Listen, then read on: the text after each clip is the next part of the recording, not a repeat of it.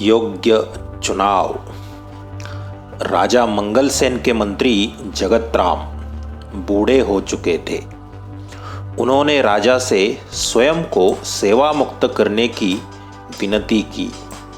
राजा मंगलसेन ने कहा, आप पहले अपने जैसे सेवाभावी, परोपकारी और ईमानदार मंत्री का चुनाव कर लीजिए, तभी आपको सेवा मुक्त किया जा सकता है।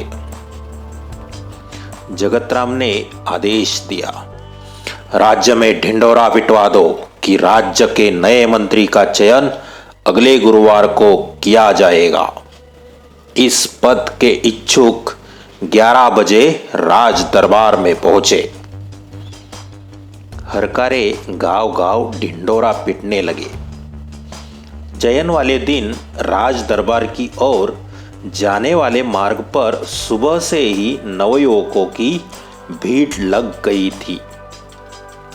सैकड़ों की संख्या में युवक दरबार की ओर जा रहे थे। इसी रास्ते पर एक तरफ एक वृद्ध हताश सा बैठा था। उसकी बैलगाड़ी का एक पहिया रास्ते के किनारे कीचड़ में फंस गया था। वृद्ध ने कई बार पहिया कीचड़ से निकालने की कोशिश की, पर असफल रहा।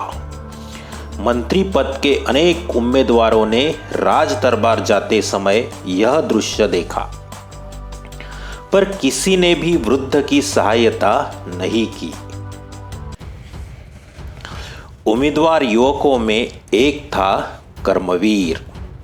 कर्मवीर निर्धन परिवार का प्रतिभाशाली नवयुवक था। वह तेजी से राज दरबार की ओर जा रहा था। उसी समय बैलगाड़ी वाला वृद्ध एक बार फिर पहिया कीचड़ से बाहर खींचने का प्रयास कर रहा था। यह दृश्य देखकर दरबार पहुंचने की चिंता न करते हुए कर्मवीर सीधे कीचड़ में उतरा। जोर लगाकर उसने बैलगाड़ी का पहिया कीचड़ से बाहर निकाला। वृद्ध ने उसे ढेरों आशीर्वाद दिए, फिर इनाम में कुछ रुपए देने चाहे, पर कर्मवीर ने विनम्रता से मना कर दिया। देर हो जाने की आशंका से भागते दौड़ते कर्मवीर दरबार पहुंचा। वह हाफ रहा था। उसके कपड़े कीचड़ से सने थे। सारे उम्मीदवार उसे देखकर हंसने लगे। तभी बैलगाड़ी वाला वृद्ध भी वहां पहुंचा।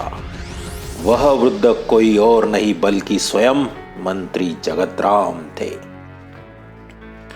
उन्होंने सारी घटना राजा को सुनाई। फिर जगतराम ने राजा से कहा, महाराज, कर्मवीर में वे सारे गुण हैं जो राज्य के मंत्री के लिए आवश्यक है। सारी बातें जानकर राजा मंगलसेन बहुत प्रसन्न हुए। उन्होंने कहा, जो सामान्य आदमी की पीड़ा से दुखी होता है, उसे दूर करने का प्रयास करता है, वही राज्य के ऊंचे पद पर बैठने का अधिकारी होता है। जगतराम जी ने योग्य व्यक्ति का चुनाव किया है। आज से कर्मवीर राज्य के नए मंत्री होंगे।